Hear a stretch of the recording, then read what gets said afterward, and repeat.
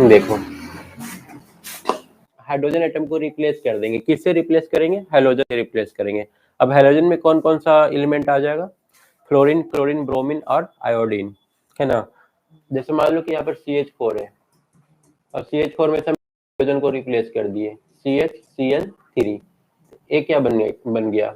ये तुम्हारा halogen derivative बन गया, मतलब हेलोजन इसमें एंट्री कर लिया। ऑर्गेनिक कंपाउंड जो है ना, उसमें से हम लोग वन या एक से ज्यादा इलेक्ट्रॉन, एक से ज्यादा हाइड्रोजन को रिप्लेस करके और वहां पर क्या जोड़ देंगे?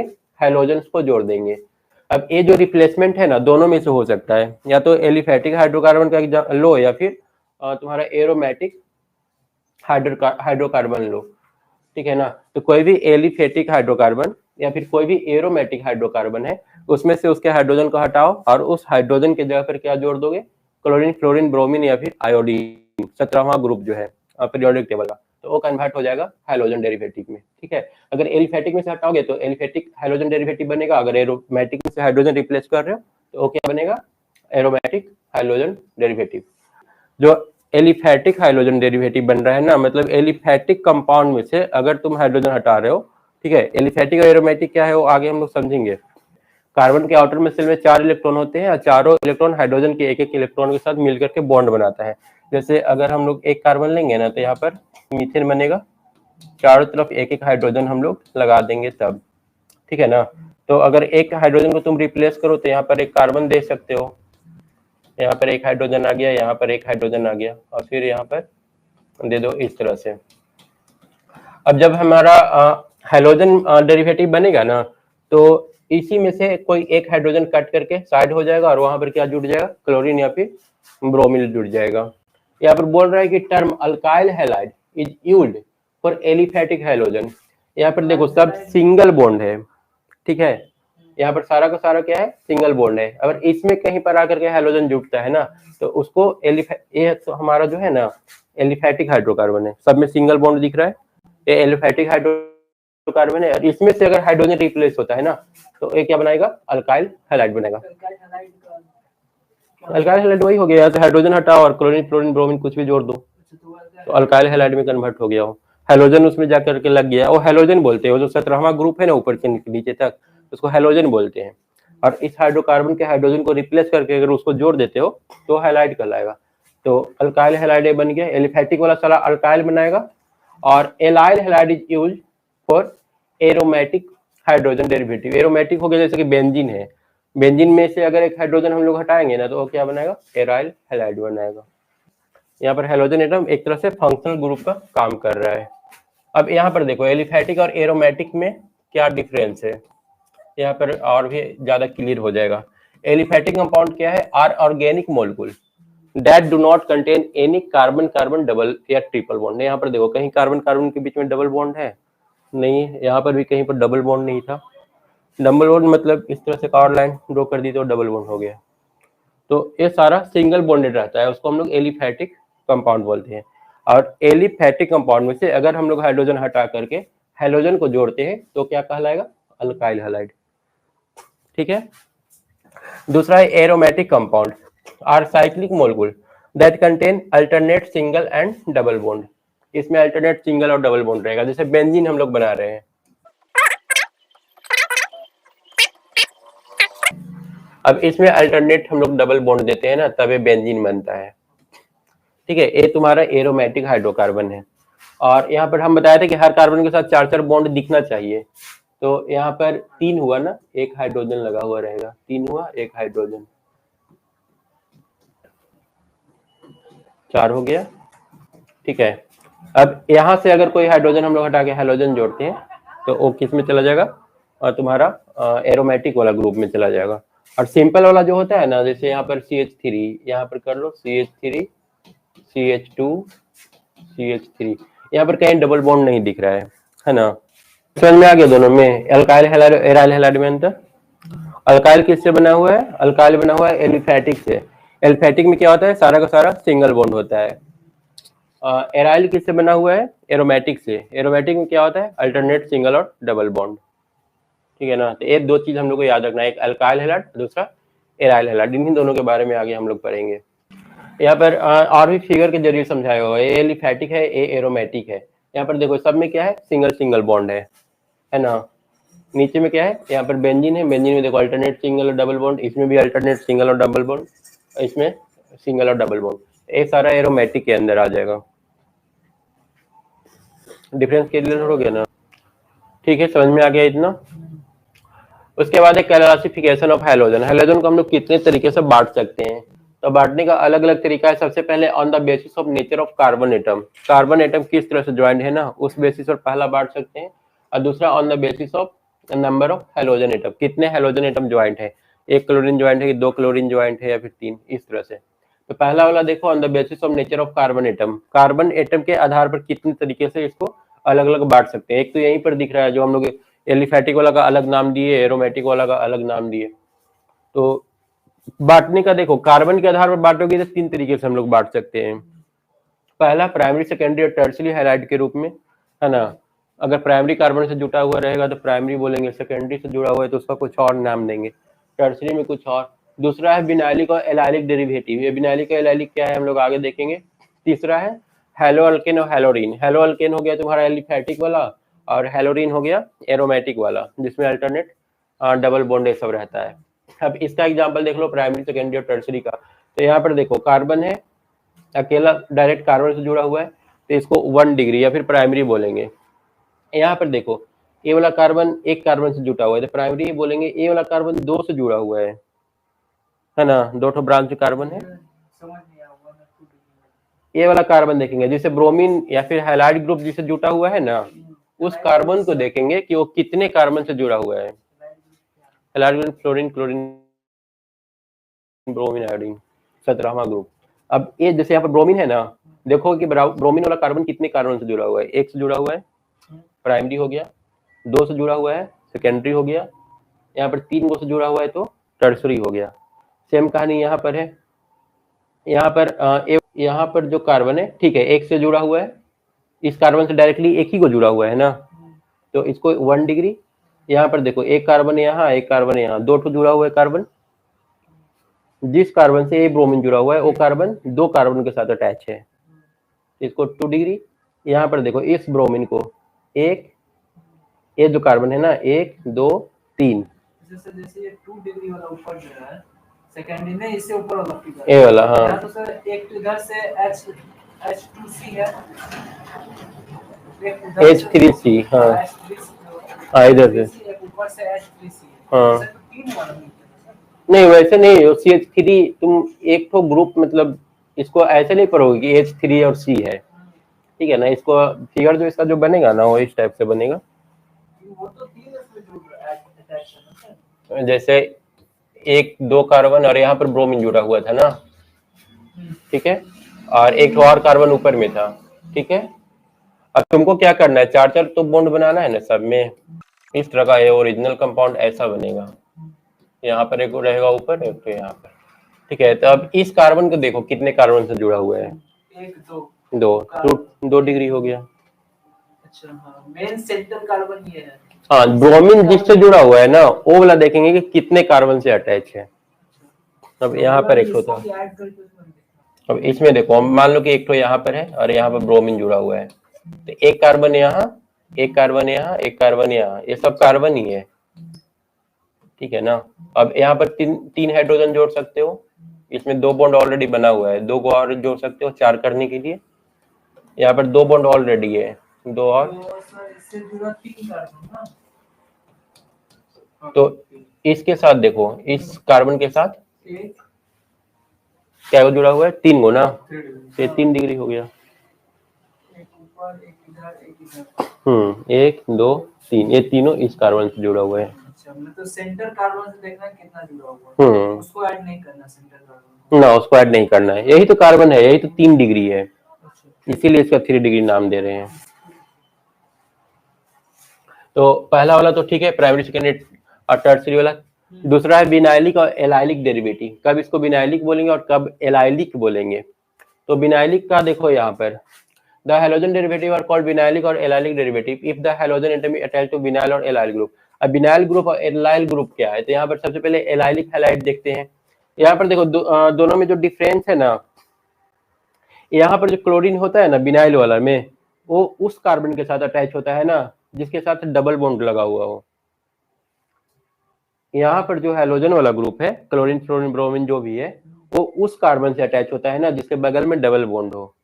और यहाँ पर जो क्लोरीन ब्रोमीन है वो उस कार्बन से अटैच होता है ना जिसके पहले तो डबल बॉन्ड नहीं है लेकिन उसके बाद एक तो डबल बॉन्ड है। एलाइलिक हैलाइड किसको बोलेंगे? Are compound containing halogen atom bonded to sp3 hybridize, ठीक है ना।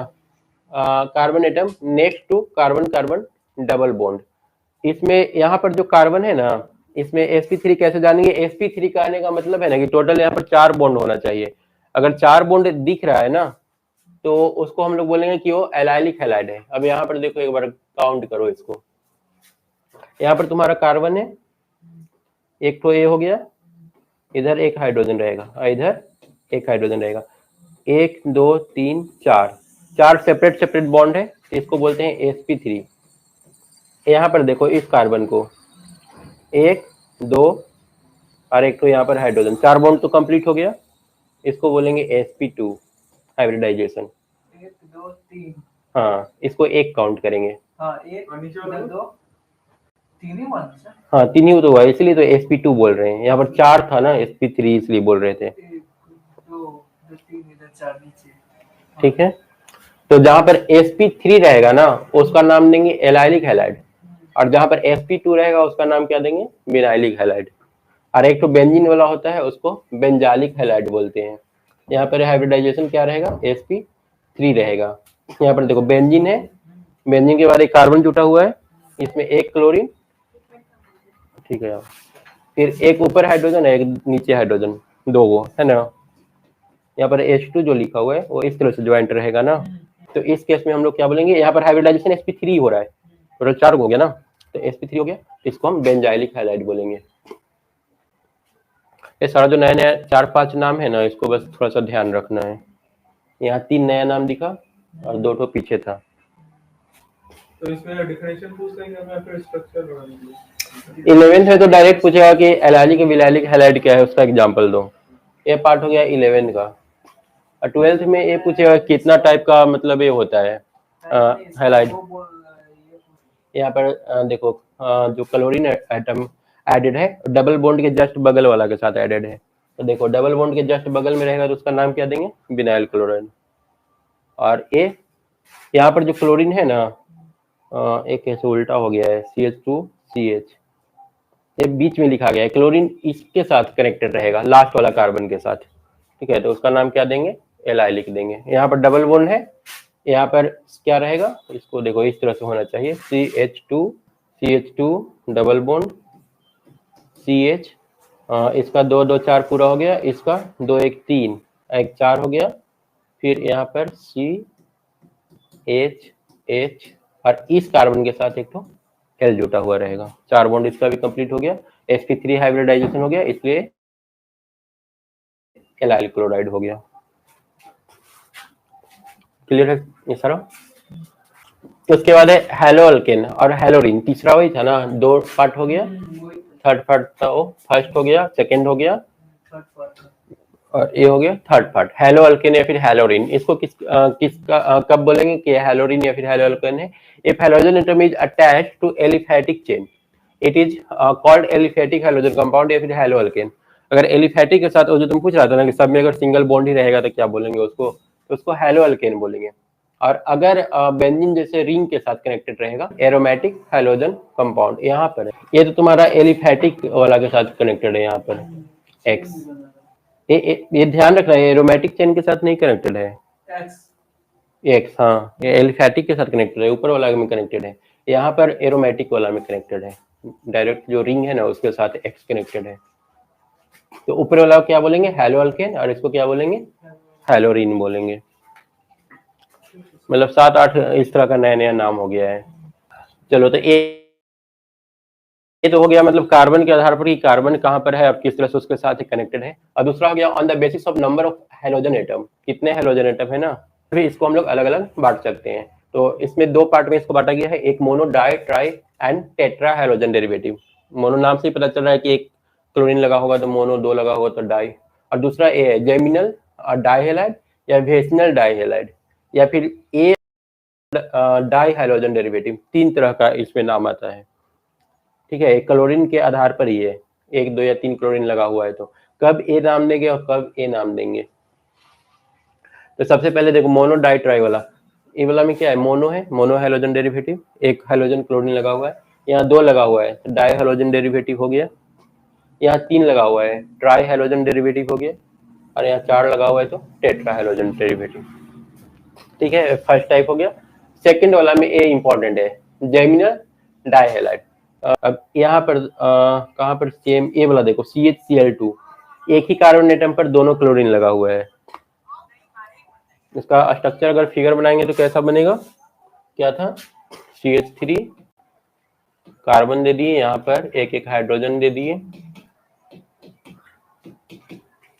फिर एक कार्बन है, यहाँ पर हाइड्रोजन है और ऊपर नीचे ClCl है। तो इसका नाम क्या देंगे, जेम डाइहेलाइड। एक ही कार्बन पर 2 क्लोरीन लगा हुआ है। हाँ, वेसिनल वाला में 2 सेपरेट कार्बन पर क्लोरीन लगा हुआ है ना। ये present at adjacent carbon. Sir ये भी तो एक ही बॉन्ड है सर, 2 है ना, एक क्लोरीन 2 क्लोरीन, और दोनों कार्बन पर अलग अलग कार्बन पर लगा हुआ है और दोनों एडजेसेंट है, दोनों के बगल में है। तो उस केस में विस या फिर वेसिनल डाइहेलाइड। इसमें भी 2 था तो उसको इसमें 2 है लेकिन एक ही कार्बन पर दोनों है। फर्स्ट वाला जो कार्बन है ना उसी पर दोनों है, और इसमें जो है ना दोनों अलग अलग कार्बन है। जैसे पहला कार्बन इस तरह से कर दिया है सी, अरेंजमेंट अलग अलग हो गया ना। तो अरेंजमेंट जब अलग अलग होगा ना तो नाम इसका चेंज हो जाएगा। ये दोनों में थोड़ा थोड़ा सा का फर्क है। और तीसरा वाला है तुम्हारा ओमेगा डाइहेलोजन डेरिवेटिव। ओमेगा कब नाम देंगे, जब यहाँ पर 3 कार्बन हो ना, 2 के लिए लागू नहीं होगा, 3 कार्बन कम से कम होना चाहिए, या फिर 4 कार्बन भी हो सकता है। एक तो यहाँ क्लोरीन जोड़ दो और एक तो यहाँ जोड़ दो, ये सब हाइड्रोजन है। तो इसका नाम हम लोग ओमेगा डाइहेलोजन डेरिवेटिव बोलेंगे। डाई मतलब 2 ही हाइड्रोजन है, पर ये 2 फर्स्ट और लास्ट कार्बन पर है, इसलिए इसका नाम ओमेगा हो गया। 3 पार्ट में हो गया। पहला वाला में क्या होगा, एक ही कार्बन पर दोनों जुटा रहेगा। दूसरा में 2 सेपरेट कार्बन पर दोनों जुटा रहेगा। तीसरा में फर्स्ट और लास्ट कार्बन पर जुटा हुआ रहेगा। ए और ओमेगा, W लिखा गया है, ए और ओमेगा रहेगा, ए और ओमेगा डाइहेलोजन। इतना सारा नेमिंग है, ये इसका इंट्रोडक्शन हो गया। उसके बाद नोमेनक्लेचर है इसका। In a trivial system of nomenclature, halogen derivative are named as alkyl halide। जैसे मिथाइल क्लोराइड हो गया, ये बिनाइल हो गया, ये सब पीछे हम लोग देख चुके हैं, बिनाइल कब नाम देंगे, है ना। उसके बाद एथिलीन डाई ब्रोमाइड हो गया। इन IUPAC system,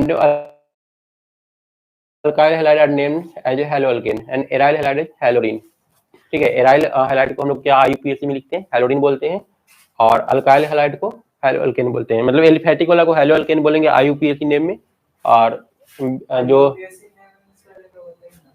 एक तो जनरल नाम होता है, एक IUPAC नेम होता है। IUPAC नेम इंटरनेशनल नाम हुआ जो हर जगह पर बदलता नहीं, सेम ही रहता है। हाँ, सबका अलग अलग नाम होगा। नाम लिखने का तरीका है, क्या तरीका है देखो यहाँ पर दिया हुआ है। Select the longest chain of the carbon atom containing the halogen atom। बोल रहा है कि हाइड्रोजन एटम जिसमें प्रेजेंट है ना, उसके जो सबसे लंबा वाला चेन है ना, उसको सबसे पहले सिलेक्ट कर लो। अब यहाँ पर देखो कैसे करेंगे। यहाँ पर एग्जांपल देखो, एक तो लंबा चेन बन रहा है, ठीक है ना। तो इस लॉन्गेस्ट चेन को हम लोग पहले काउंट कर लेंगे। ये चेन ऐसा भी ये हो सकता था, देखो इसमें थोड़ा सा मॉडिफाई कर दे रहे हैं। मान लो एक तो यहाँ पर भी CH2 लगा हुआ है, तो ये जो नेमिंग का तरीका है ना 1 2 3 4 5, इधर से नहीं करेंगे, सबसे लंबा जिधर जा रहा है ना उधर से ही करेंगे। देखो यहाँ पर अगर हम लोग एक तो CH3 ऐड कर दिए ना, तो फिर तुमको जो काउंट करना है ना 1 2 3 4 5 ऐसे काउंट करना है। अब दूसरा तरीका से कैसे इसको काउंट कर सकता था, देखो हम एक और बता रहे हैं। इसको काउंट करने का और क्या तरीका हो सकता था, अगर हम लोग इसको यहाँ से हटा करके यहाँ जोड़ दें CH3 को, यहाँ पर जो CH3 था ना, तो कोई काउंट करने के लिए इस तरह से काउंट कर लेगा 1 2 3, ऐसे नहीं काउंट करना है। Number the chain to given minimum number to be the carbon carrying hydrogen. जिस कार्बन पर हाइड्रोजन है ना उसका नाम नहीं, राइट लेफ्ट नहीं होता है। तुमको इस तरह से नेमिंग करना है ना कि जहां पर ये हाइड्रोजन ग्रुप लगा हुआ है ना वो मिनिमम नंबर में आ जाए। अगर तुम इधर से 1 2 3 4 लिखोगे ना तो ये मिनिमम नहीं हो रहा है, चौथा पांचवा कार्बन हो जा रहा है। कंफ्यूजन ये था कि हम इधर से नंबरिंग करें या फिर इधर से नंबरिंग करें, सही ना। देखो अगर तुम इधर से काउंट करोगे ना तो मिनिमम कार्बन नहीं पड़ रहा है, मैक्सिमम हो जा रहा है। और इधर से काउंट कर रहे हो ना तो मिनिमम कार्बन पड़ रहा है। तो मान लो कि यहाँ पर एक तो CH3 दे दिए, ठीक है। तो तुम काउंट किधर से करोगे, इधर से अगर काउंट करोगे तो 1 2 3 4 5 छठा कार्बन। तो यहाँ 55 नंबर पर ब्रोमीन आ रहा है, तुम क्या लिखोगे 5 ब्रोमो, पर वो गलत होगा। 5 ब्रोमो हम लोग को नहीं, हम लोग को मिनिमम इसको मिनिमम नंबर पर लिखना है। तो एक और तरीका है इसको काउंट करने का, 1 2 3 4 5 6, और इस केस में हमारा 2 पर ब्रोमो आ रहा है, तो हमारा ए वाला सही हुआ। अब यहाँ पर देखो ACH3 C CH3 Cl CH3, ठीक है। तो इसको किधर से काउंट करोगे, तो इसको काउंट करने के लिए हम लोग कोई भी चेन लेंगे ना तो ये दूसरा पोजीशन पर ही आएगा, तो इसको कहीं से भी काउंट कर सकते हो। 1 2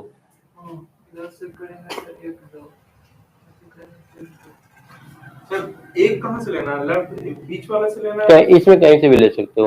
हम लोग को इस तरह से लेना रहता है ना कि ये मिनिमम है, तो ये कहीं से भी लेंगे ना। अब मान लो कि यहाँ पर एक तो और हम लोग जोड़ दिए, चलो यहाँ पर CH3 कर दी, तब अब एक तुमको 100% या तो यहाँ से स्टार्ट करना है या फिर यहाँ से स्टार्ट करना है।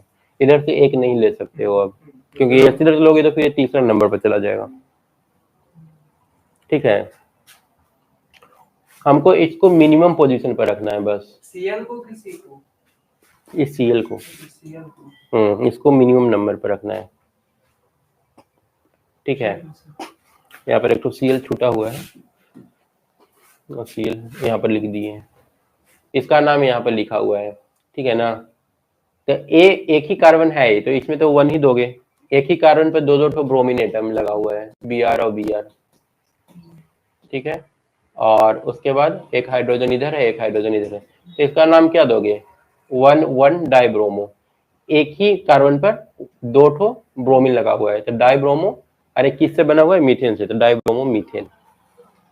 स्टार्टिंग में CH4 था, इसमें से 2 हाइड्रोजन हटा करके और 2 ठो ब्रोमीन जोड़ दिया, CH4 को मीथेन बोलते हैं, तो मीथेन से बना हुआ है। थोड़ा सा नाम चेंज हो गया है, 1 पर 2 नाम आ गया है, 1,1 डाइब्रोमो मीथेन। अब इसमें है यहाँ पर 1 ब्रोमो 2 मिथाइल, यहाँ पर काउंटिंग हमेशा यहाँ से शुरू करेंगे, 1 ब्रोमो डाई मिथाइल 2 मिथाइल, मतलब दूसरा पोजीशन पर मिथाइल ग्रुप लगा हुआ है।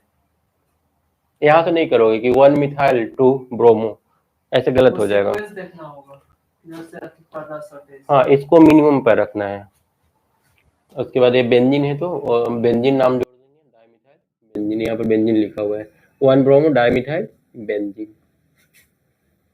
यहाँ पर देखो, यहाँ पर ब्रोमीन यहाँ पर है ना 1 2 3 4 5, तो 2 पर ब्रोमो, 2 ब्रोमो मिथाइल, 1,1 डाइमिथाइल, यहाँ पर 2 ठो मिथाइल ग्रुप है, CH3 हो जाएगा।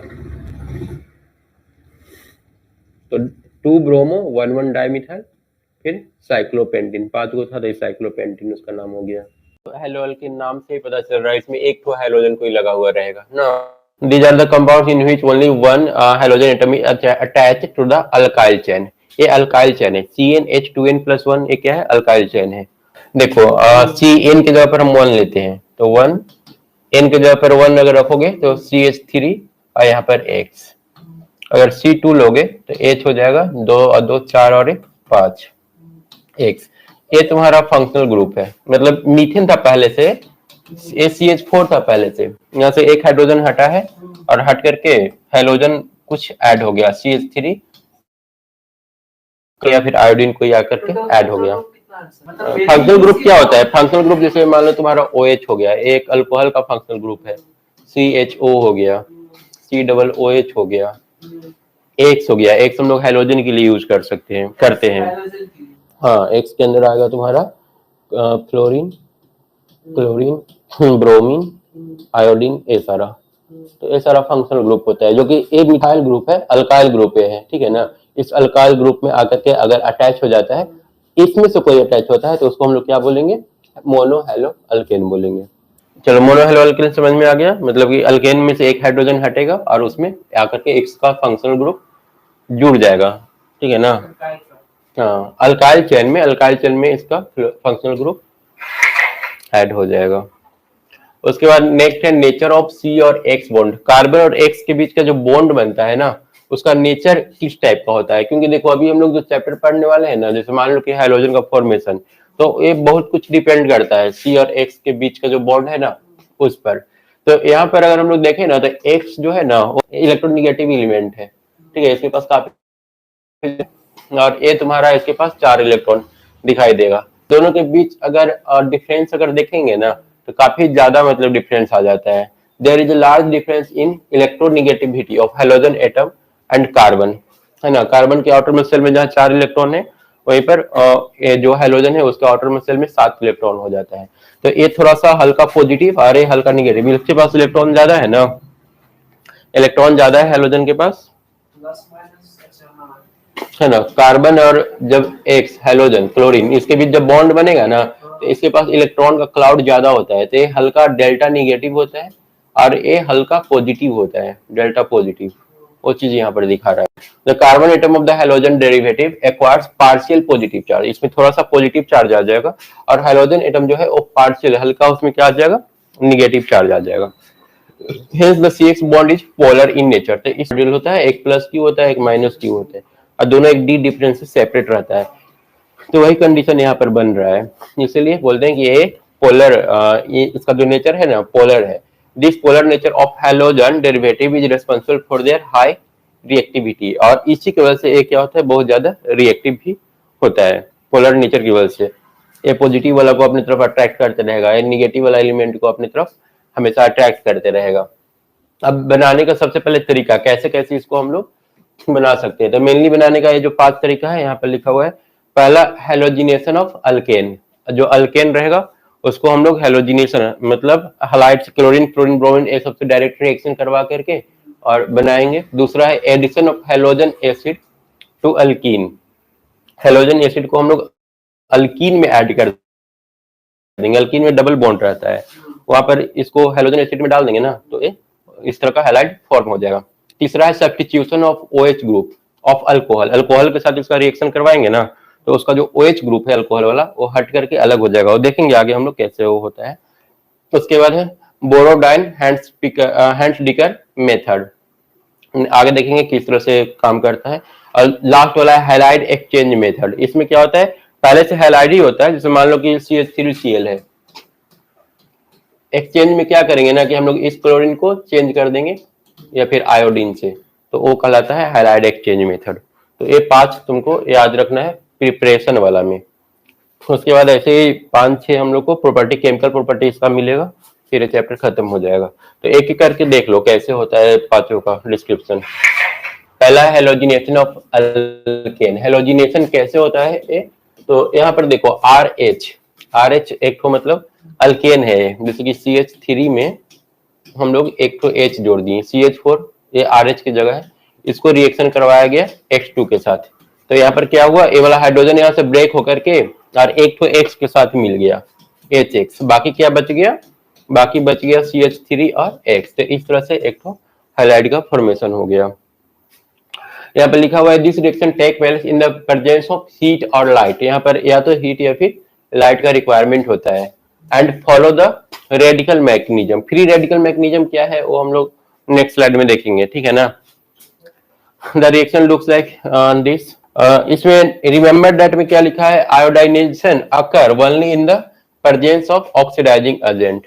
अगर आयोडीन से रिएक्शन करवाना है ना, तो वहां पर कुछ ऑक्सीडाइजिंग एजेंट होना चाहिए, HGO हो गया, HIO3 हो गया, HNO3 हो गया, because direct iodization is a reversible. अगर डायरेक्ट हम लोग यहाँ पर I2 ले लेंगे ना, जैसे यहाँ पर बोला है कि आयोडीन भी ले सकते हो, लेकिन अगर डायरेक्ट बिना मतलब ऑक्सीडाइजिंग एजेंट के लेंगे ना, तो ये बनेगा, लेकिन बनने के बाद वापस से फिर से वो उसी फॉर्म में कन्वर्ट हो जाएगा, रिवर्सिबल हो जाएगा। ठीक है। अब इसमें हम लोग को पहले मैकेनिज्म समझना है, ये वाला कि फ्री रेडिकल मैकेनिज्म होता है क्या है, मतलब ये रिएक्शन किस तरह से होता है। तो इसका रिएक्शन का 3 स्टेप है, और तीनों स्टेप देखो यहाँ पर दिया हुआ है। तो सबसे पहले कि फ्री रेडिकल बोलते किसको है, तो फ्री रेडिकल जैसे मान लो कि 2 क्लोरीन एटम है, Cl2 है ना। एक क्लोरीन कैसे जुड़ा हुआ है, एक क्लोरीन और एक क्लोरीन इस तरह से जुड़ा हुआ है, दोनों अपना एक इलेक्ट्रॉन शेयर किया है। बीच से अगर ये टूट जाए किसी तरह से हीट वगैरह देने से, तो एक कुछ इस टाइप से बन जाएगा, दोनों के पास एक एक अनपेयर्ड इलेक्ट्रॉन रहेगा। तो इसी को बोलते हैं फ्री रेडिकल। फ्री रेडिकल काफी ज्यादा रिएक्टिव होता है, दूसरा के साथ तुरंत रिएक्शन कर लेगा। These radicals are involved in free radical substitution reaction. ये जो रेडिकल है ना, सब्स्टिट्यूशन रिएक्शन में इसका यूज होता है। जो पिछला हम लोग रिएक्शन देखे ना, और सब्स्टिट्यूशन रिएक्शन ही था। When a bond breaks equally, यहाँ पर बॉन्ड इक्वली टूट रहा है, each atom receives one of the 2 electron, दोनों एटम को एक एक इलेक्ट्रॉन मिल जाता है ना, resulting in the formation of free radical. इस तरह से फ्री रेडिकल का फॉर्मेशन होता है। इस प्रोसेस का नाम क्या है, होमोलाइटिक फिशन। एग्जाम में सब आएगा नहीं, ठीक है ना, ये नहीं आएगा होमोलाइटिक फिशन क्या है। ये आ सकता है कि मतलब मैकेनिज्म शो करो, मान लो कि सब्स्टिट्यूशन रिएक्शन बोल देगा दिखाओ कैसे होता है, तो इसका तीनों प्रोसेस लिखने के लिए दे सकता है। देयर आर 3 स्टेप, इसका 3 स्टेप है। पहला है चेन इनिशिएशन, ये चेन इनिशिएशन का स्टेप है जहां पर सबसे पहले फ्री रेडिकल बनता है। दूसरा है चेन प्रोपगेशन, उसके बाद ये एक बार जब बन गया ना, तो फिर नया नया फ्री रेडिकल बहुत सारा बनना शुरू हो जाता है, वो हम लोग देखेंगे कैसे होता है, वो चेन प्रोपगेशन में होता है। और तीसरा होता है चेन टर्मिनेशन, फाइनली वो रिएक्शन कंप्लीट। टर्मिनेशन के बाद हम लोग का जो प्रोडक्ट होता है ना, the initiation phase describe the step that initially create a radical species. जैसे यहाँ पर Cl2 था, तो यहाँ पर रेडिकल स्पेसीज Cl बन रहा है ना। In the most cases this is a homolytic cleavage event, दोनों एक ही टाइप का होता है ज्यादातर केस में, and take place very rarely due to high energy barrier involve. अब ये जो है ना रिएक्शन बहुत कम देखने को मिलता है, क्योंकि इसको काफी ज्यादा एनर्जी हीट चाहिए। पिछला वाला जो रिएक्शन था, हाँ हीट अगर मिल रहा है तो फिर हो जाएगा, तो हीट अगर नहीं मिलेगा ना तो नहीं होगा। जैसे पिछला रिएक्शन में लिखा हुआ था ऊपर HV लाइट, तो वो हीट मिल रहा है उसको, इसलिए या तो हीट की आवश्यकता होता है, या फिर यूवी रेडिएशन का जरूरत पड़ता है, या फिर मेटल कंटेनिंग कैटलिस्ट। अगर मेटल कंटेनिंग कैटलिस्ट वहां पर है, कैटलिस्ट जिसमें डी ब्लॉक का कोई एलिमेंट एक हो रहेगा, वो इस रिएक्शन को करवाएगा, तोड़ेगा इसको। मोलिकुलर क्लोरीन, देखो क्लोरीन का केस एग्जांपल दिया है यहाँ पर। मोलिकुलर क्लोरीन हो गया या फिर ब्रोमीन हो गया, वहां पर इस टाइप का रिएक्शन देखने को मिलता है। इसके अलावा बहुत सारा और भी मोलिकुल्स है जहां पर एसिड देखने को मिलता है, जैसे क्लोरोफ्लोरोकार्बन वहां देखने को मिलेगा, पेरोक्साइड्स में देखने को मिलेगा, एंड द हैलोजनेटेड एमाइड, ठीक है। इसके अलावा NBS में भी देखने को मिलेगा। तो नेक्स्ट पेज में ये सबका दिया हुआ है एग्जांपल।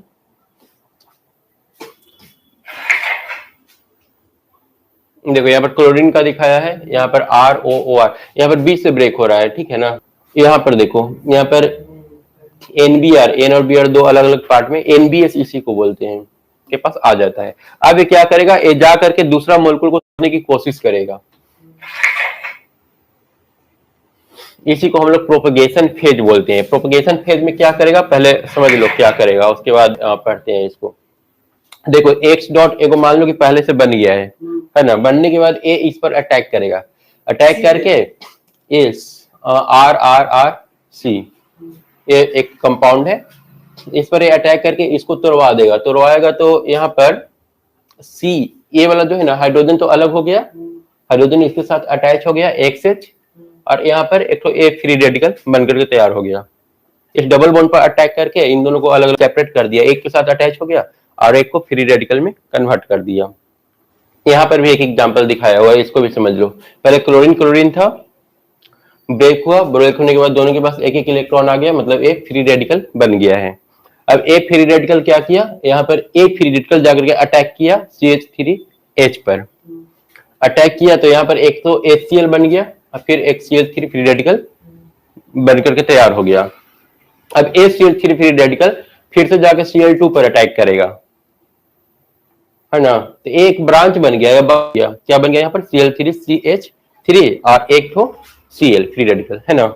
अब एक कंटिन्यूअसली होता रहेगा, Cl फिर से अटैक करेगा यहाँ पर, तो बार बार एक तो मतलब चैन बन गया, इसलिए इसको बोलते हैं कि चैन का शुरुआत हो गया, चैन प्रोपेगेशन इसका नाम है। ये CH फ्री रेडिकल जाकर के फिर CH3 उसके साथ अटैच हो जाएगा और अटैच होने के बाद नया से फिर CH3Cl बनाएगा। देखो तो ये बीच वाला स्टेप था प्रोपगेशन वाला। The propagation phase describe the chain part, मतलब यहाँ से चेन एक तो बनना शुरू हो जाता है of the chain reaction. Once reactive free medical is generated, एक बार जब फ्री रेडिकल जनरेट हो जाएगा, it can react with unstable molecule, ये अस्टेबल मोलिक्यूल के साथ रिएक्ट करेगा। जैसे मान लो कि एक बार हम लोग का Cl डॉट यहाँ पर बन करके रेडी हो गया Cl फ्री रेडिकल, तो एक किस पर अटैक करेगा, HCH3 पर अटैक करेगा ना। अटैक करके क्या बना लेगा, HCl और प्लस CH3 फ्री रेडिकल ना। दिस न्यू फ्री रेडिकल, मतलब कि ये जो नया फ्री रेडिकल बन करके तैयार हुआ, go on the generate yet more free radicals, ये अब जाकर के और भी नया नया फ्री रेडिकल्स बनाएगा। ये क्या करेगा, CH3 जो है या CH3 फ्री रेडिकल जो है वो जाकर के अटैक करेगा नया क्लोरीन पर, Cl2 पर, ठीक है। नया क्लोरीन पर अटैक करके और इसको फिर से ब्रेक कर देगा, तो फिर से बन जाएगा CH3Cl और प्लस Cl फ्री रेडिकल, है ना। और ये Cl फ्री रेडिकल फिर जाकर के एक नया इसको नया वाला जो मोलिक्यूल है उसको तोड़ेगा, मतलब एक कंटिन्यू होता रहेगा बीच वाला फेज में, इसी को चेन रिएक्शन बोल रहे हैं। Propagation step often involve hydrogen abstraction और एडिशन। इसमें क्या होता है, हाइड्रोजन या तो हटता है या फिर ऐड होता है ना। देखो तो हाइड्रोजन हटता हुआ ऐड होता हुआ दिखाई दे रहा है, यहाँ से हाइड्रोजन क्या हो रहा है, हट रहा है इसमें से, और यहाँ पर क्लोरीन में जाकर के ऐड हो रहा है। तो हाइड्रोजन का हटना या फिर जुड़ना, ये इस प्रोसेस में, इस स्टेप में चलते रहता है। उसके बाद फाइनली आता है टर्मिनेशन का, जिसमें दो फ्री रेडिकल ज्वाइन करके और एक तो मोलिक्यूल बनाते हैं। Termination occur when the two free radicals species react with each other to form a stable non radical adduct. यहाँ पर स्टेबल एक तो कंपाउंड बनकर के रेडी हो रहा है। It is also very rare due to the low concentration of radical species and a small likelihood of the two radical. अब ये बोलता है कि ये प्रोसेस जो है ना बहुत कम देखने को मिलता है। कम होने का रीजन या तो लो कंसंट्रेशन हो सकता है या फिर क्या हो सकता है, ये जैसे एक दूसरे के साथ ये जब अटैक कर रहे हैं ना, कोलाइड कर रहे हैं ना, तो सही डायरेक्शन में अगर कोलाइड नहीं करेंगे तो वहां पर भी जल्दी ये टर्मिनेशन वाला स्टेप कंप्लीट नहीं होगा। हेलोजिनेशन ऑफ अल्केन, तो उसमें पहला वाला पॉइंट हम लोग क्या देखे थे, पहला वाला पॉइंट में हम लोग हेलोजिनेशन पढ़ रहे थे। हेलोजिनेशन में सबसे पहले पढ़ रहे कि ये जो हेलोजिनेशन वाला रिएक्शन होता है वो फ्री रेडिकल सब्स्टिट्यूशन मेथड से होता है। फ्री रेडिकल सब्स्टिट्यूशन में 3 स्टेप आता है और तीनों स्टेप हम लोग देख लिए। उसके बाद नोट करके नीचे में लिखा हुआ था पॉइंट फर्स्ट, ये पॉइंट सेकंड है। पॉइंट फर्स्ट में ये लिखा हुआ था कि जब आयोडीन के साथ नॉर्मल रिएक्शन तो चलो हो जाएगा, लेकिन जब आयोडीन के साथ रिएक्शन करवाते हैं ना तो उस केस में कुछ ऑक्सीडाइजिंग एजेंट लेना पड़ता है। अगर वो ऑक्सीडाइजिंग एजेंट नहीं लेंगे तो फिर रिएक्शन रिवर्सिबल हो जाएगा। अब उसी का दूसरा पॉइंट आगे लिखता है कि reaction of F2 with alkane is explosive. Iodine वाला में बोला कि बहुत मुश्किल से होता है, ठीक है ना, उसमें हम लोग को ऑक्सीडाइजिंग एजेंट लेना पड़ता है। फ्लोरीन वाला में बोल रहा है कि ये रिएक्शन होगा पर काफी ज्यादा एक्सप्लोसिव होता है, ठीक है। मतलब दोनों में एक्सेप्शन आ रहा है, एक आयोडीन वाला केस में, एक फ्लोरीन वाला केस में। क्लोरीन ब्रोमीन का कोई दिक्कत नहीं है।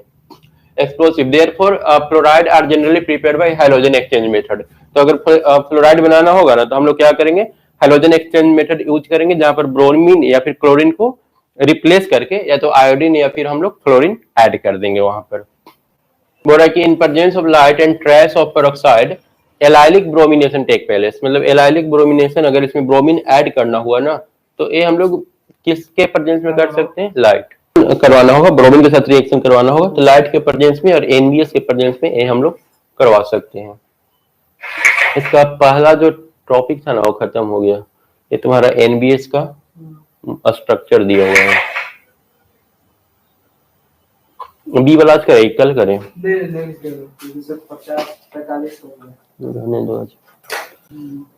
फॉर्मेशन का 5 मिनट था जिसमें केमिकल प्रॉपर्टी ऐसे एक बार करवाए थे लेकिन वो रिकॉर्ड नहीं हुआ था, ठीक है ना। इसलिए हम एक बार दोबारा हम लोग देख लेते हैं इसको। क्या क्या पढ़ने वाले हैं, 5 को पढ़ने वाले हैं ना। ये 5 रिएक्शन तुमको याद रखना पड़ेगा।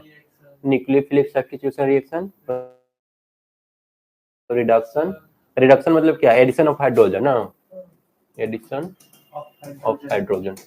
उसके बाद रिएक्शन विथ मेटल, मेटल में 4-5 मेटल से हम लोग देखेंगे रिएक्शन करके क्या क्या बनाता है। जैसे Mg मैग्नीशियम से देखेंगे, सोडियम से देखेंगे, जिंक से देखेंगे, ये सबसे रिएक्शन करके अल्काइल हैलाइड क्या बनाता है सिल्वर से भी था। वो देखने वाले हैं। उसके बाद था एलिमिनेशन रिएक्शन देखेंगे, ये छोटा सा है।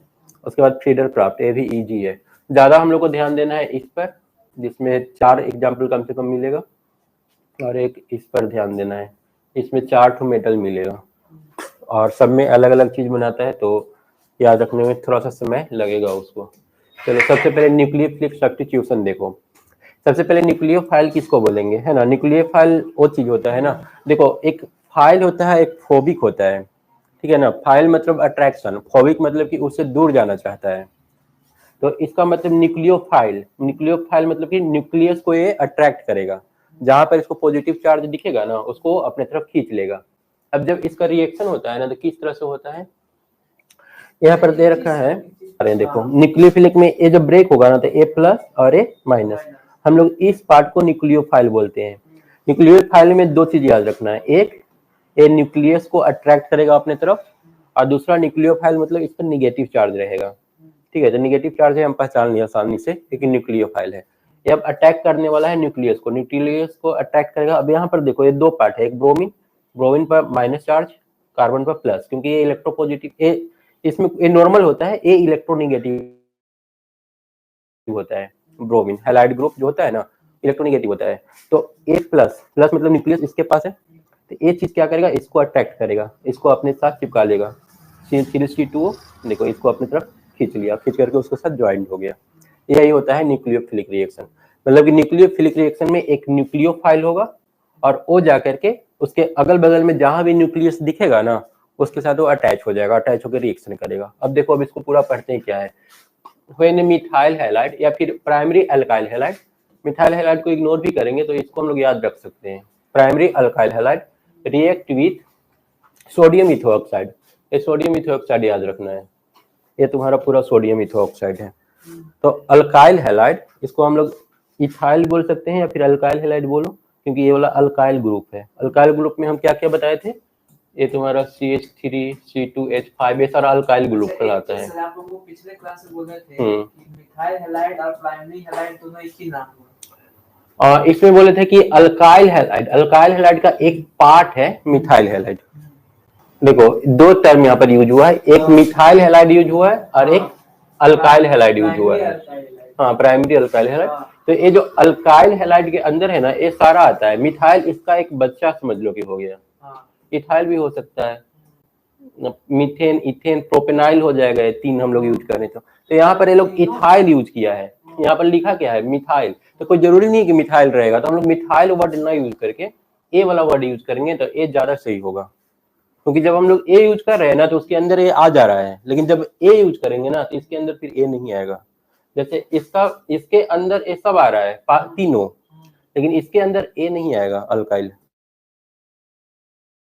हैलाइड बच्चा बोलो इसका, इसका बच्चा है। हाँ जैसे एक बिस्किट का पॉकेट, उसको खोलेंगे तो अंदर से बिस्किट ही निकलेगा, लेकिन बिस्किट और बिस्किट के पैकेट में फर्क है। बिस्किट का पैकेट वो बड़ा चीज हो गया, बिस्किट उसके अंदर का एक छोटा सा चीज हो गया, तो हम बड़ा वाला ही यूज करेंगे, इसके अंदर सब आ जाएगा, है ना। तो ये लिखना जरूरी नहीं है वहां पर। अरे रिएक्शन किससे कर रहा है, सोडियम इथोऑक्साइड से, और यहाँ पर बना क्या रहा है, हैलाइड बना रहा है। ये हैलोजन को हैलाइड में कन्वर्ट कर दे रहा है, मतलब कि यहाँ पर सोडियम ब्रोमाइड का फॉर्मेशन हो गया, ठीक है। इथोऑक्साइड आयन इज द न्यूक्लियोफाइल, इसी को हम लोग न्यूक्लियोफाइल बोलते हैं, और इसी से इसका नाम पड़ गया न्यूक्लियोफिलिक सब्स्टिट्यूशन रिएक्शन। अब न्यूक्लियोफिलिक सब्स्टिट्यूशन रिएक्शन एक ही टाइप का नहीं होता है, कोई जरूरी नहीं है कि सिर्फ सोडियम इथोऑक्साइड ही रिएक्शन करेगा, है ना। सोडियम इथोऑक्साइड के अलावा डिफरेंट हो सकता है। न्यूक्लियोफिलिक रिएक्शन जो है ना उसमें भी 4-5 टाइप होता है, हम सबका अलग अलग देखते हैं। चलो न्यूक्लियोफाइल समझ में आ गया। अब ये देखो यहाँ पर जितना सारा रिएक्शन है ना सारा का सारा न्यूक्लियोफिलिक रिएक्शन, मतलब सब में कहीं ना कहीं न्यूक्लियोफाइल होगा ही होगा। यहाँ पर देखो R प्लस और X माइनस में ब्रेक होगा, तो R पॉजिटिव चार्ज X पर, निगेटिव चार्ज यहाँ पर K प्लस और OH माइनस। R किसके साथ कनेक्ट होगा, OH के साथ जाकर के कनेक्ट हो जाएगा, और X किसके साथ, K के साथ। वही चीज यहाँ पर भी लिखा हुआ है, यहाँ पर इथाइल सोडियम इथोऑक्साइड ना लेकर के R- ले लिया है, अल्कोऑक्साइड बना दिया। अब R- की जगह हम लोग कुछ भी लिख सकते हैं, इथाइल, मिथाइल, प्रोपेनाइल, ब्यूटेनाइल जो भी है लिख सकते हैं। तो यहाँ पर भी ए रिएक्शन करके क्या बना रहा है, Na X के साथ ज्वाइंट हो गया और RO R के साथ ज्वाइंट हो गया, तो ये ईथर बनाने का 2 तरीका हो गया तुम्हारा। इसमें देखो ये 5 तो हम लोग को याद रखना है। जब न्यूक्लियोफिलिक रिएक्शन लिखने के लिए आएगा ना, या फिर न्यूक्लियोफिलिक सब्स्टिट्यूशन रिएक्शन, तो उसमें 5 पॉइंट हम लोग को वहां पर दिखाना होगा। एक, विथ एक्वस अल्कली, है ना, एक्वस अल्कली KOH को बोल रहा है, इसके साथ रिएक्शन करके क्या बनाता है, अल्कोहल बनाता है। तो जब हम लोग अल्कोहल पढ़ेंगे ना, वहां पर पढ़ेंगे कि प्रिपरेशन ऑफ अल्कोहल, तो उसका एक मेथड बताओ, तो एक तो आंसर तुम्हारा ए भी हो जाएगा। मतलब अभी याद कर रहे हो इसमें अल्काइल हैलाइड वाला में, लेकिन अल्कोहल जब चैप्टर पढ़ेंगे ना, तो वहां भी ये तुम्हारा काम आ जाएगा। उसके बाद दूसरा है with moist silver oxide. Moist silver oxide में सिल्वर ऑक्साइड था, लेकिन मॉइस्ट मतलब वहां पर वाटर लिया तो हाइड्रोक्साइड में कन्वर्ट हो गया। यहाँ पर भी रिएक्शन करके क्या बना रहा है, ROH, अल्कोहल बन रहा है, प्लस AgX। यहाँ पर ये हम लोग भले केमिकल प्रॉपर्टी पढ़ रहे हैं, ठीक है ना, अल्काइल हैलाइड का हम लोग केमिकल प्रॉपर्टी पढ़ रहे हैं, लेकिन जब वहां पर जाएंगे ना अल्कोहल का प्रिपरेशन में, कि अल्कोहल बनता है कैसे है, तो वहां पर भी ये रिएक्शन फिर से देखने को मिलेगा। मतलब अगला चैप्टर से लिंक्ड है। उसके बाद with dry silver oxide, dry silver oxide के साथ रिएक्शन करवाएंगे ना, तो एक क्या बनाएगा, ROR, ईथर बनाएगा, ठीक है ना। और वही चीज यहाँ पर फिर से सोडियम अल्कोऑक्साइड के साथ रिएक्शन करके यहाँ पर भी बना रहा है R-OR। इसको क्या नाम देते हैं, विलियमसन रिएक्शन। तो ये भी एक तो याद रखना है, ठीक है ना। आगे हम लोग जब ईथर के बारे में पढ़ेंगे ना, तो वहां पर ये सब मिलेगा कि उसको कैसे बनाते हैं। तो हम लोग वहां पर फिर से यही लिखेंगे कि अल्काइल हैलाइड को या Ag2O के साथ रिएक्शन करवाएंगे, या फिर सोडियम अल्कोऑक्साइड, ये वाला जो है सोडियम अल्कोऑक्साइड का रिएक्शन R-X के साथ अल्काइल हैलाइड के साथ कराएंगे, तो उस केस में बन जाता है। तो ये दो जगह, ये सारा देख रहे हो ना, दो तरीका हो गया अल्कोहल बनाने का, और दो तरीका हो गया ईस्टर या ईथर बनाने का। तो टोटल 4 हो गया। 4 में ये 2 हम लोग को आगे पढ़ने को फिर से मिलेगा। अल्कोहल वाला भी मिलेगा, ये वाला भी मिलेगा, ईथर वाला भी, हाँ वो भी हम लोग को पढ़ना है। तो प्रिपरेशन जब उसका पढ़ेंगे ना, वही चीज यहाँ पर दोबारा लिखेंगे यही चीज को। उसके बाद एक तो अमोनिया के साथ रिएक्शन है, और सबका नाम भी याद रखना है, ठीक है ना। यहाँ पर एक तो हम लोग विलियमसन रिएक्शन पर है, विलियमसन ईथर सिंथेसिस, है ना। तो जब हम लोग ईथर के प्रिपरेशन में जाएंगे, तो वहां पर एक पूछा जाएगा कि विलियमसन ये जो है ना, वो है क्या, विलियमसन ईथर सिंथेसिस। तो वो सोडियम अल्कोहल ईथर लिख सकते हैं ना। हाँ, वहां पर फिर यही लिखेंगे कि सोडियम अल्कोऑक्साइड का हम रिएक्शन करवाते हैं अल्काइल हैलाइड के साथ, तो हमारा ईथर बनकर के रेडी हो जाता है। और इसी को हम लोग क्या नाम देते हैं, विलियमसन ईथर सिंथेसिस। उसके बाद अमोनिया का रिएक्शन, इसका भी क्या नाम है, हॉफमैन अमोनोलाइसिस। ये डायरेक्टली पूछ सकता है कि हॉफमैन अमोनोलाइसिस क्या है। तो हॉफमैन अमोनोलाइसिस है तुम्हारा अल्काइल हैलाइड का अमोनिया से रिएक्शन करवाने का मेथड। इसमें हम लोग को क्या मिलता है, प्राइमरी अमाइन मिलेगा, सेकेंडरी अमाइन मिलेगा, है ना। प्राइमरी सेकेंडरी, यहाँ पर 2 R2 हो गया ना, सेकेंडरी अमाइन बोलेंगे, टर्सरी क्वाटरनरी, टोटल मिला करके 4 ठो। बारी बारी से जो होता है ना, R-X, यहाँ पर एक हाइड्रोजन हटा, HX बना लिया, और NH2 जाकर के इसके साथ ऐड हो गया। यहाँ पर भी R-X था और RNH2 था, यहाँ से फिर से एक बार एक हाइड्रोजन हटेगा ना, तो RNH, R 2 हो जाएगा ना, एगो इसका R और एक तो इसका R, दोनों RNH, 2 से एक हाइड्रोजन हो जाएगा, R2NH और फिर HX। फिर एक तो और आकर के हाइड्रोजन हटा, एक और हाइड्रोजन की जगह पर फिर से अटैच हुआ, तो R2N से R3N हो गया ना, और फिर लास्ट में R4N हो गया। मतलब हर बार क्या हो रहा है, एक H और X हट रहा है, हर रिएक्शन में एक तो X हट रहा है और एक तो H हट रहा है, और बाकी सब ज्वाइंट होते जा रहे हैं। और बारी बारी से प्राइमरी सेकेंडरी, R भी तो ज्वाइंट हो रहा है ना सर, फिर सेकंड, हाँ R, तभी तो डिग्री बढ़ रहा है, 1 डिग्री 2 डिग्री। पहले से ये जो था RNH2 था, RN, इधर हाइड्रोजन था, इधर हाइड्रोजन था, RNH2, ठीक है। बाद में क्या हुआ, एक हाइड्रोजन हटा और यहाँ पर R जुट गया, फिर बाद में ये भी हाइड्रोजन हट गया, यहाँ पर भी R जुट गया, इस टाइप से हुआ है। हर बार देखना है, हर बार एक तो क्या हट रहा है, H और X, यहाँ से X हट रहा है और यहाँ से एक तो H हट रहा है, और बार बार वो ज्वाइंट होता जा रहा है। तो ये सारा टाइप था 5 न्यूक्लियोफिलिक रिएक्शन का, 5 टाइप। तो सबसे पहले केमिकल फॉर्मेशन का, केमिकल रिएक्शन कितने टाइप का है, 5 में सबसे पहला था न्यूक्लियोफिलिक सब्स्टिट्यूशन रिएक्शन, और न्यूक्लियोफिलिक सब्स्टिट्यूशन रिएक्शन का 5 तरीका। 5 तरीका में 2 तरीका था अल्कोहल बनाने का, 2 तरीका था ईस्टर बनाने का, ईथर बनाने का, और 1 तरीका था अमोनिया प्राइमरी सेकेंडरी और टर्शियरी एमाइन बनाने का, जिसका नाम है क्या, हॉफमैन अमोनोलाइसिस। तो आगे लास्ट चैप्टर मिलेगा माइन वाला। एमाइन वाला में मिलेगा। हाँ, मतलब अभी तक जो कुछ भी पढ़ रहे हैं सब आगे फिर से मिलने वाला है। उसके बाद है सम न्यूक्लियोफाइल सब्स्टिट्यूशन रिएक्शन। यहाँ पर कुछ एक्स्ट्रा न्यूक्लियोफिलिक सब्स्टिट्यूशन रिएक्शन दिया है। उसमें ये रिएक्शन करवाया है दो चीज से, एक AgCN और एक NaCN। इन दोनों में फर्क क्या है? दोनों में सेम चीज, AgCN और NaCN साइनाइड है, सिल्वर साइनाइड और सोडियम साइनाइड। अब सिल्वर साइनाइड और सोडियम साइनाइड दोनों से अलग अलग प्रोडक्ट बनता है। उसके पीछे रीजन क्या है? तो NaCN जो हमारा है ना, ये तुम्हारा NaCN है, ये आयनिक बॉन्ड बनाता है। यहाँ पर आयनिक बॉन्ड है और यहाँ पर कोवेलेंट बॉन्ड है। जब ये दोनों रिएक्शन करेगा ना तो आयनिक वाला तो ठीक है, जैसे टूटेगा वैसे ही अटैच हो जाएगा। यहाँ पर NaCN आयनिक था, टूटा, और R के साथ यहाँ पर R प्लस और X माइनस, यहाँ पर Na प्लस और Cn माइनस, है ना, यही चीज है। अब ए न्यूक्लियोफाइल है, ठीक है ना, निगेटिव है तो ए न्यूक्लियोफाइल हुआ, ए पॉजिटिव पर अटैक करेगा जहाँ पर पॉजिटिव चार्ज है तो Na बना लेगा, बाकी जो बच्चा ओ क्या बना लिया, RCN। तो यहाँ पर जो है ना इथाइल मतलब अल्काइल साइनाइड का फॉर्मेशन हो रहा है। ये अल्काइल साइनाइड बनाता है इलेक्ट्रोवैलेंट वाला, लेकिन जब कोवैलेंट वाला बनाता है ना तो CN की जगह NC हो जाता है, उल्टा हो जाता है, RNC। इसको नाम देते हैं हम लोग आइसोसाइनाइड।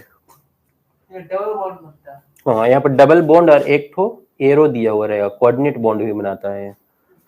तो आइसो साइनाइड और आइसोसाइनाइड, एक साइनाइड था और एक आइसोसाइनाइड, मतलब टोटल 6 हो गया इलेक्ट्रोफिलिक सब्स्टिट्यूशन में।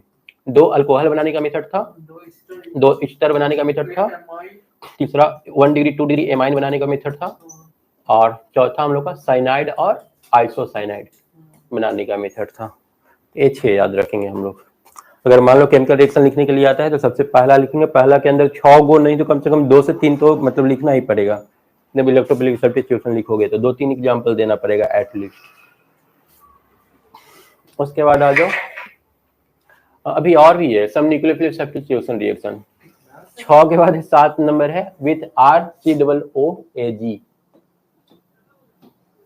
तो ये सब सिंपल ही है, RCOOAG एक साथ रिएक्शन करके क्या बना लिया, RCOO में जाकर के R' अटैच हो गया ना, RCOOR यहाँ पर फॉर्म हो रहा है, साथ में AgX। उसके बाद है with sodium salt of alkyne. अब अल्काइन के सोडियम साल्ट के साथ रिएक्शन करेगा तो ये अल्काइन का ही फॉर्मेशन होगा। तो ये सिलेबस में नहीं है, क्लास 11th में था। उसके बाद KSH और K2S, ये दोनों से रिएक्शन करके अलग अलग चीज बनाता है। यहाँ पर थायो अल्कोहल बना रहा है, RSH, R जाके इसके साथ ज्वाइंट हो गया, RSH बन गया। और यहाँ पर क्या बना रहा है, RSR बना रहा है। यहाँ पर 2 ठो R ले रहे हैं, देख रहे हो ना, यहाँ पर एक के साथ ये रिएक्शन नहीं कर रहा है, थायो ईथर बना रहा है, 2 R के साथ ए अटैच हो जा रहा है। S जो है ना 2 R के साथ K, देखो यहाँ पर K जो है ना ब्रेक होगा, S-2 और K+2 में ब्रेक होगा, ठीक है। तो पोटेशियम पर तो एक पॉजिटिव चार्ज है, एक पोटेशियम पर एक पॉजिटिव चार्ज, तो एक पोटेशियम जो है ना एक हैलोजन को अपनी तरफ खींच लेगा। इसमें क्या है, A पॉजिटिव है और A निगेटिव है ना। तो इसका K 2 गो है ना, तो इसको 2 X चाहिए, है ना, 2 X के साथ ज्वाइन करेगा। उसी तरह से सल्फर पर -2 चार्ज है ना, इसको 2 ठो R चाहिए, ये 2 R को अपने साथ कंबाइन करेगा। जितना चार्ज होता है उतने लोगों को खींचता है अपने तरफ। इसका नाम क्या है, थायो अल्कोहल, और इसका थायो ईथर। भी करवा के देखना पड़ेगा कि बैलेंस है कि नहीं। हाँ, याद रखने के लिए तुम ऐसे रट करके याद नहीं कर सकते हो, थोड़ा सा मतलब नॉलेज होना चाहिए चार्ज वर्ज का, तो तुम खुद से मतलब उसको बना लोगे कि इस तरह से ये हो सकता है। बैलेंस में तो दोनों साइड बैलेंस भी होना चाहिए। अब यहाँ पर देखो K प्लस था, SH पर -1 चार्ज था, ये R प्लस था, X पर -1 चार्ज था, तो K X के साथ ज्वाइंट हो गया, है ना, और इस पर -1 था तो एक ठो R एक खींच लिया अपनी तरफ। वही इस पर -2 चार्ज होता तो फिर 2 ठो R को खींचता अपनी तरफ, तो फिर 2 K भी चाहिए था। हाँ, फिर K भी 2 गो रहता। इस टाइप से होता है, तो थोड़ा सा जानकारी होना चाहिए। तो टोटल मिला के 10 हो गया ना, 10 में से मान लो एक ठो याद नहीं रखोगे, RCOOAG याद रखना, नहीं तो छोड़ भी सकते हो, लेकिन बाकी सब याद रखो। 6 गो उधर और 2 गो इधर, 8 हो कम से कम याद रखो। हाँ, KSH और K2S ज्यादा डिफिकल्ट है नहीं, प्लस माइनस में ब्रेक करोगे तो हो जाएगा। ठीक है ना, इसमें हम लोग क्या देख रहे थे, रिडक्शन, हाइड्रोजन का एडिशन, ठीक है ना, या तो जिंक या फिर एसिड के प्रेजेंस में होगा, LiH4 की उपस्थिति में हो सकता है। और यहाँ पर फॉर्मेशन क्या होगा, यहाँ से देखो X हटेगा और X हट करके वहां पर क्या होगा, हाइड्रोजन ऐड हो जाएगा। रिडक्शन मतलब होता है ये एडिशन ऑफ हाइड्रोजन, ऑक्सीडेशन मतलब एडिशन ऑफ ऑक्सीजन। तो यहाँ पर सिंपल, इसमें तो कुछ करना ही नहीं है, बस जिंक एसिड दे करके और H को जोड़ देना है R में। तो अल्काइल हैलाइड जो था वो तुम्हारा अल्केन में कन्वर्ट हो जाएगा, है ना। जैसे इसमें मान लो कि इस तरह से CH3 या C2H5Cl, इसका जब रिडक्शन होगा तो C2H6 में कन्वर्ट हो जाएगा, मतलब इथाइल क्लोराइड था उससे इथेन में कन्वर्ट हो जाएगा। ये आर के जगह पर हम लोग कुछ भी ले सकते हैं ना, CH3 C2H5 ये सब। उसके बाद रिएक्शन विथ मेटल, इसमें हम बोले थे 4 या 5 मेटल का पढ़ना है। 4 मेटल यहाँ पर दे रखा है, विथ मैग्नीशियम, लिथियम, सोडियम और जिंक। अब सब में जो है ना, देखो इसमें मैग्नीशियम, लिथियम, सोडियम और जिंक, सबका रिएक्शन लगभग थोड़ा थोड़ा सा का फर्क है। पहले Mg वाला देख लेते हैं, वो बहुत ज्यादा इंपॉर्टेंट है। देखो यहाँ पर मैग्नीशियम के साथ रिएक्शन करके क्या बना रहा है, RMgX। यहाँ पर हुआ क्या ना कि सारा का सारा एक दूसरे के साथ ज्वाइंट हो गया है, कुछ बाहर नहीं बचा, मतलब 2 प्रोडक्ट नहीं बन रहा है, एक ही प्रोडक्ट बन रहा है। और इसको यहाँ पर जो फॉर्म हुआ है ना, इसको क्या बोलते हैं, ग्रिग्नार्ड रिएजेंट। ये बहुत ज्यादा इंपॉर्टेंट है ग्रिग्नार्ड रिएजेंट। यहाँ पर ग्रिग्नार्ड रिएजेंट का फॉर्मेशन होता है। अब हमको ये देखना है ना कि मैग्नीशियम से लिथियम वाला अलग किस तरह से है। तो लिथियम में देखो, जब लिथियम के साथ रिएक्शन हुआ है ना, तो लिथियम ब्रोमाइड यहाँ पर LiBr को फॉर्मेशन हुआ है। एक तो लिथियम खुद जाकर के इसके साथ अटैच हो गया है और दूसरा ब्रोमीन को इससे छीन लिया है, अलग हो गया है ना। तो ये दोनों में थोड़ा सा का फर्क है, इसको याद रखना होगा। इसको क्या बोलेंगे, कोरेहाउस सिंथेसिस। वहां पर ये यूज होता था, एप्लीकेशन उसका वहां पर मिलता था, ध्यान रहेगा ना। इसको बनाने ग्रिग्नार्ड में एक साथ जोड़ देना है सबको, और जब हम लोग लिथियम के साथ करेंगे ना तो 2 प्रोडक्ट बना देंगे। अब आगे जो जिंक है और साथ में सोडियम है, जिंक और सोडियम है, यहाँ पर भी अलग अलग 2 प्रोडक्ट का फॉर्मेशन होगा। तो 3 एक जैसा हो गया, है ना। यहाँ पर अलग प्रोडक्ट हो रहा है, NaX के साथ ज्वाइन करके, NaX टोटल 4 है ना, 4 है तो 2 आपका मैग्नीशियम एक प्रोडक्ट बना रहा है, लिथियम, सोडियम और एक और जिंक, ये तीनों 2 प्रोडक्ट बनाएगा। जिंक ये सारा 2 प्रोडक्ट बना रहा है, तो ये तीनों एक टाइप का हो गया। अब यहाँ पर इसको देखो, वुड्स फिटिंग रिएक्शन बोलते हैं यहाँ पर, ठीक है ना। वुड्स फिटिंग रिएक्शन, सोडियम के साथ रिएक्शन करवा रहे हैं, तो यहाँ पर क्या बन रहा है, R6H5। इसका X जो है सोडियम के साथ कंबाइंड हो गया और इसका एक और पार्ट जो है ना R के साथ जुड़ गया है, मतलब इसका सोडियम जो है ना X के साथ ज्वाइंट हो गया, NaX बना लिया। 2 सोडियम था ना, 2 सोडियम में कितना X चाहिए, 2X चाहिए, तो एक A वाला X ले लिया, एक A वाला X ले लिया। हाँ, तो R अब इसके साथ रह गया तो बना लिया क्या, वुड्स फिटिंग रिएक्शन इसको बोलते हैं। अरे एक सिर्फ फिटिंग रिएक्शन है, सिर्फ फिटिंग रिएक्शन में क्या होगा, ये बेंजाइल ग्रुप ही 2 बार एक दूसरे से ज्वाइंट रहेगा, दोनों बेंजीन ही लेना है इसमें। यहाँ पर दोनों डिफरेंट प्रोडक्ट था, तो फिटिंग और मतलब वुड्स फिटिंग और फिटिंग दोनों में थोड़ा सा का फर्क है। वुड की फिटिंग जब लेंगे तो R डिफरेंट रहेगा, फिटिंग लेंगे तो एक ही प्रोडक्ट 2 बार यूज होगा, 6,6,5। तो ये सोडियम वाला याद हो गया, इसमें डिफिकल्ट है नहीं, और तुम कर लोगे ना ज्वाइंट, बस सोडियम को ज्वाइन कर लेना है, अगल बगल 2 को सोडियम है तो 2 को X के साथ ज्वाइन कर लेना है, बाकी जो बचा उसको एक साथ लिख देना है। तो वैसा ही है जैसा लिथियम का था। इसके बाद जिंक का आते हैं, तो जिंक का भी सेम, जिंक का वैलेंसी 2+ होता है। यहाँ पर क्या होगा, 2+ होगा, तो ये जिंक 2 X मांगेगा, दोनों X यहाँ पर अटैच हो गया और R एक दूसरे के साथ रिएक्शन करके इस तरह से फॉर्म हो गया। ठीक, वुड्स हो गया, वुड्स फिटिंग रिएक्शन हो गया, और उसके बाद फ्रैंकलिन रिएक्शन हो गया और ग्रिग्नार्ड रिएजेंट हो गया। इसमें 4 डिफरेंट नाम आ गया, है ना, और चारों याद रखना है। 4 मेटल के साथ 4 नाम जुड़ा हुआ है। पहला में क्या था, ग्रिग्नार्ड, दूसरा में था वुड्स फिटिंग रिएक्शन और फिटिंग रिएक्शन, तीसरा में क्या है, फ्रैंकलिन रिएक्शन, उसके बाद है elimination reaction. Elimination reaction simple यहाँ पर इलिमिनेट करने का काम करेगा, कम से कम 2 ग्रुप को एक साथ हटाता है, 2 या 2 से ज्यादा ग्रुप को। जैसे ये जब इसके साथ रिएक्शन करेगा ना, तो एक हाइड्रोजन और एक ब्रोमीन, 2 को कम से कम रिमूव कर देगा वहां से, अब खुद जाकर के अटैच हो जाएगा। यहाँ पर देखो तो CH3 क्या होता है, 1 2 CH3, ठीक है, और उसके साथ ये वाला CH2, एक हाइड्रोजन जो था वो इसमें आके जुट गया, देखो यहाँ से एक निगेटिव चार्ज है, यहाँ पर एक प्लस चार्ज है, ये यहाँ से टूटेगा, इसमें अटैच हो जाएगा C2H5OH। ठीक है, ब्रोमीन यहाँ से हटा और यहाँ पर बना लिया Br-। एक इलेक्ट्रॉन ए लेके गया तो एक इलेक्ट्रॉन यहाँ पर बच गया ना, और ए भी एक इलेक्ट्रॉन लेके अपना गया तो एक इलेक्ट्रॉन बच गया। ये दोनों इलेक्ट्रॉन आपस में ज्वाइंट होकर के एक डबल बॉन्ड बना लेगा। देखो यहाँ पर वही डबल बॉन्ड दिख रहा है। हाइड्रोजन अपना एक इलेक्ट्रॉन लेके गया तो एक इलेक्ट्रॉन इसके पास खाली बच गया। ब्रोमीन अपना एक इलेक्ट्रॉन लेके गया Br-, तो एक तो खाली इलेक्ट्रॉन इसके पास बच गया। दोनों जब एक एक इलेक्ट्रॉन शेयर करता है तब बॉन्ड बनता है ना। अब ये दोनों इलेक्ट्रॉन आपस में जुट गया तो CH2, तो CH2 यहाँ पर double bond C, CH2 double bond C, और उसके बाद एक तो A और A है ना। तो Br जैसे माइनस में तो तीसरा प्लस तो नहीं होगा? नहीं है, फिर यहाँ पर चार्ज के रूप में रह गया, कंबाइंड होगा। यहाँ पर अगर मान लो कि इसके साथ सोडियम रहेगा, सोडियम इथेनोएट अगर यहाँ पर रहा तो ज्वाइन हो सकता है। हाँ, सोडियम इथोऑक्साइड इसको बोलेंगे। अगर सोडियम इथोऑक्साइड यहाँ पर रहा तो वही सोडियम इथोऑक्साइड ब्रोमीन को अपनी तरफ खींच लेगा, सोडियम ब्रोमाइड बन जाएगा है ना। तो ये भी सिंपल था, एलिमिनेशन सिंपल था, रिडक्शन सिंपल था। मेटल वाला में थोड़ा डिफिकल्ट था, और पहला वाला न्यूक्लियोफिलिक सब्स्टिट्यूशन रिएक्शन वो थोड़ा डिफिकल्ट था। दोनों में 5 था, 5 किया था, उसमें 8 था है ना। 8 हाँ 10 था लेकिन 8 पढ़ लेना। उसके बाद लास्ट है फ्रीडल-क्राफ्ट रिएक्शन, ये भी बहुत ज्यादा इजी है।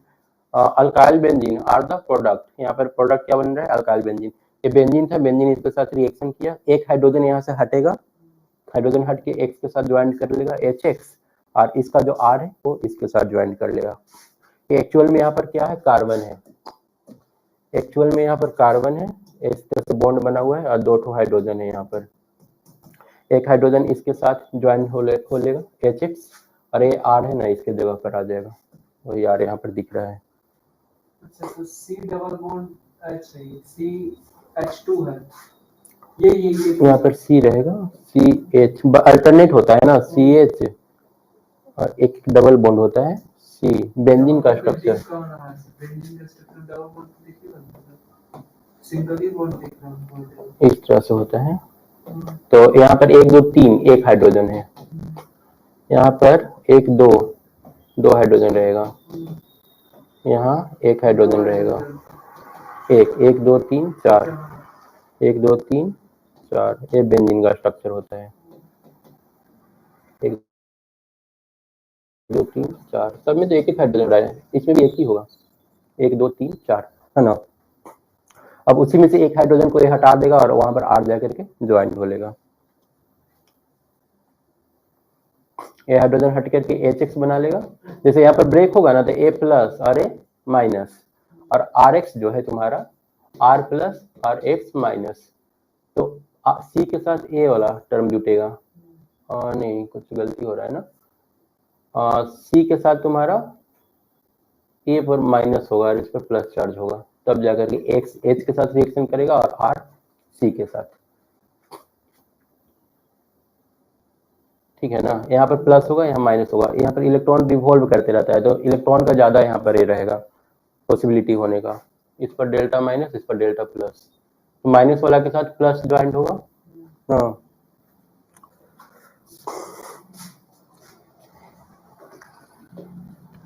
ये पार्ट हम लोग का खत्म हो गया। ये उसी का समरी है, एक बार देख लोगे सारा पता चल जाएगा, सारा रिएक्शन समरी यहाँ पर है ना। मैग्नीशियम, लिथियम, सोडियम, जिंक, सब एक बार देख लेना। बस इसको यहाँ रहने देते हैं, और अगला दिन अब हम लोग को ये 9 पार्ट है, ये पढ़ना है। कल इसको करेंगे ना। हेलो, देखिए 12 दे दिया है, 12 to